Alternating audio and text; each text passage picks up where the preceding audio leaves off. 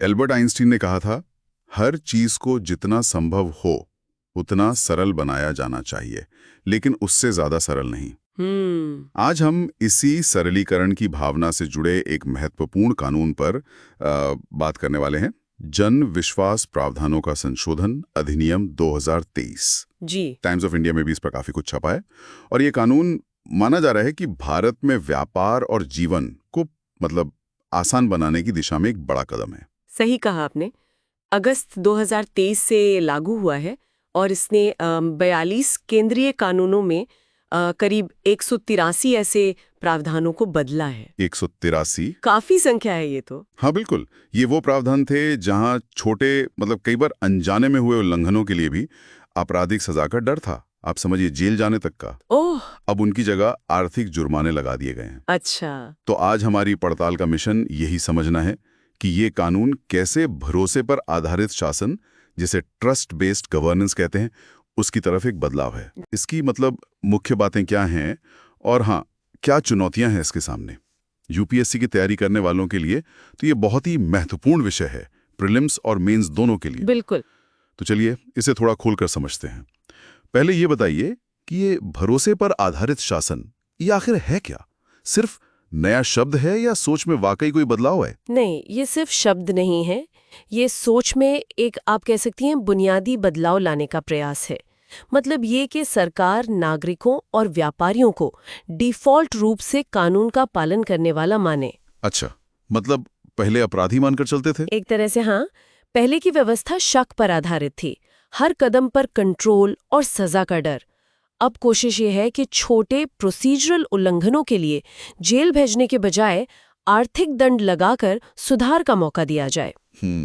यानी मानसिकता बदल रही है, नियंत्रण से साझेदारी की ओर। जैसे आपने पर्यावरण संरक्षण अधिनियम 1986 का उदाहरण दिया था, जहां प्रक्रियात्मक चूक के लिए अब जुर्माना लगेगा, जेल नहीं। जी बिल्कुल। पर क्या ये बदलाव जो छोटे और मध्यम उद्यम हैं, एमएसएमईज, उनके मन से डर निकालने के लिए काफी होगा? देखिए, ये एक बहुत महत्वपूर्ण सवाल है। जरूरत इसीलिए पड़ी क्योंकि हमारे कई कानून, खासकर वो जो औपनिवेशिक काल से चले आ रहे हैं। हाँ, वो पुराने कानून। बिल्कुल। वो व्यापार को आसान बनाने के बजाय कंट्रोल करने के लिए बने थे। छोटे उल्लंघनों पर भी क्रिमिनल केस का डर, वो इंस्पेक्टर राज और भ्रष्टाचार को बढ़ावा देता था। तो इस डर को कम करना ही इसका एक मुख्य उद्देश्य है, खासकर एमएसएमईज के लिए, जो इन कानूनी पछड़ों में उलझने से सबसे ज्यादा डरते हैं। और अदालतों पर जो बोझ है, सुना है 5 करोड़ से ज्यादा मामले लंबित हैं। क्या इस अधिनियम से सच में न्यायपालिका को कुछ राहत मिलेगी? देखिए, इरादा तो यही है कि छोटे मोटे मामले जो अदालतों का बहुत समय लेते हैं, वो जुर्माने से ही निपट जाएं। ठीक है। नए व्यवसायों को रोकते हैं। लेकिन क्या चुनौतियां सिर्फ पुराने कानूनों की ही थीं या हमारी व्यवस्था की जड़ों में कुछ और है? आपने वो औपनिवेशिक मानसिकता की बात की थी। हाँ, वो शायद सबसे बड़ी चुनौती है। सालों से जो शक और कंट्रोल वाली कार्यप्रणाली चली आ रही है, उसे बदलना आसान नहीं है। सही बात है। अधिकारी और यहाँ तक कि नागरिक भी अक्सर पुरानी व्यवस्था के आदी हो जाते हैं। भरोसा बनाने के बजाय नियंत्रण बनाए रखने पर ज्यादा जोर रहता है कई बार। और इतने सारे कानूनों का क्या? करीब 1500 से ज्यादा केंद्रीय कानून और लगभग 70,000 अनुपालन, ये तो बहुत ज्यादा है। तो केंद्र सरकार भले ही कानून सरल कर रही हो, लेकिन राज्यों के अपने नियम भी तो हैं। क्या इससे भ्रम नहीं बढ़ेगा? बढ़ सकता है, बिल्कुल बढ़ सकता है।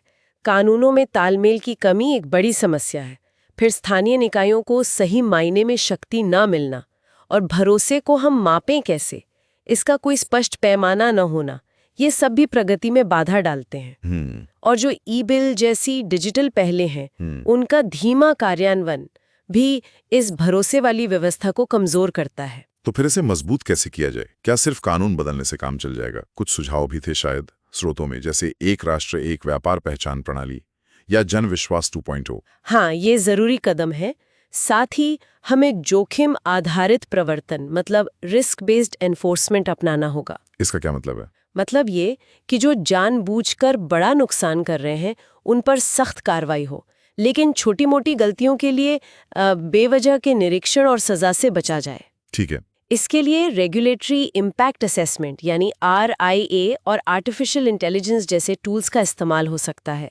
नियमों का असर पहले से वैज्ञानिक तरीके से आंका जाए। और पारदर्शिता वो भी तो उतनी जरूरी होगी, जैसे डिजिटल प्लेटफॉर्म, विसल ब्लोअर सुरक्षा और भरोसे को मापने के लिए शायद कोई कंप्लायंस ई स्कोर जैसा कुछ। निश्चित रूप से पारदर्शिता और जवाबदेही ये भरोसे की नींव है।